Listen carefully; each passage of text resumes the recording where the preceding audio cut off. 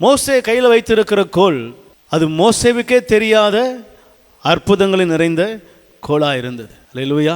அவன் பார்வைக்கு அந்த கோல் என்னதுதான்? அற்பமான கோல். ஒரு மரத்திலிருந்து வெட்டி எடுக்கப்பட்ட சாதாரண ஒரு கைத்தடி, ஒரு கோல். அது ராஜாவின் முன்பதாக போட சொல்லும் பொழுது ராஜா அதை ஏளனமாக என்ன செய்கிறான்? பார்க்கிறான். அல்லேலூயா. வேதம் சொல்லுகிறது, நீங்களும் நானும் தான் அந்த கோல். ஆமென். சொல்லுங்க, அற்பமாக எண்ணப்பட்ட என்னை கர்த்தர் அற்புதமாய் மாற்றுகிறார். அல்லேலூயா. மோசே கையில் வச்சிருந்த கோல் தான், ஆனால் அவனுக்கே அது அற்பமாய் தான் என்ன செய்கிறது?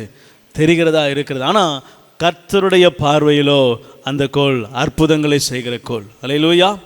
அற்புதமாய் மாற்றின கர்த்தருடைய கிரியைகளை அங்கே மோசே கண்ணார காண்கிறான். அது தரையில் போட்ட பொழுது அது சர்ப்பமாய் மாறிற்று. கண்களுக்கு அற்பமாய் தென்பட்ட வெறும் கோல் அவன் கண்கள் முன்பதாகவே அற்புதமாய் மாறினது, ஆச்சரியமாய் மாறினது, எல்லாருடைய கண்களுக்கும் வியப்பாய் மாறினது. இதில் என்ன ஒரு பியூட்டி தெரியுமா? அங்கே இருந்த மந்திரவாதிகளும் கோலை போட்டாங்க, அதுவும் என்ன செஞ்சது? சர்ப்பமாய் மாறிற்று. ஆமென். இதில் விசேஷம் ஒன்றும் இல்லையே அப்படின்ற மாதிரி என்ன செய்யுது? முடியுதில்ல. என்ன, அவரும் கோல் போட்டார், அது பாம்பாக மாறிச்சு. அங்கே மந்திரவாதிகள் கம்பை போட்டாங்க, அது என்ன செய்யுது? அதுவும் சர்ப்பமாய் மாறினது. இதில் என்ன பியூட்டினா, அந்த ரெண்டு சர்ப்பத்தையும் மோசையின் கோல் என்ன செய்தது? விழுங்கிற்று. அல்லேலூயா. இங்கே அதுதான் அற்புதமாய் கர்த்தர் விளங்க பண்ணுகிறார். எல்லாவற்றிலும் மேன்மையாக்கி காட்டுகிறார். இந்த கோள்களை விட இந்த கோல் விசேஷமான கோல். அல்லேலூயா. உலகத்தில் எத்தனை பேர் இருக்கலாம், ஆண்டவர் உங்களை பார்த்து சொல்கிறார், நீங்கள் விசேஷமானவங்க. உலகத்தில் எத்தனை பேர் வேணால் இருக்கலாம். ஆமென்.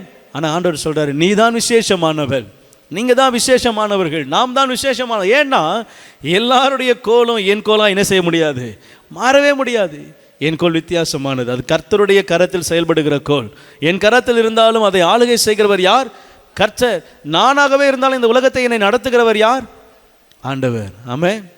அவரால் என்று என்னால் ஒன்றும் செய்ய, வேதம் அழகாய் சொல்லுது, அவரால் என்று என்னால் ஒன்றும் செய்யக்கூடாது. கவனிங்க, என்னை அற்புதமாய் அவர் பயன்படுத்துகிறவராக இருக்கிறார்.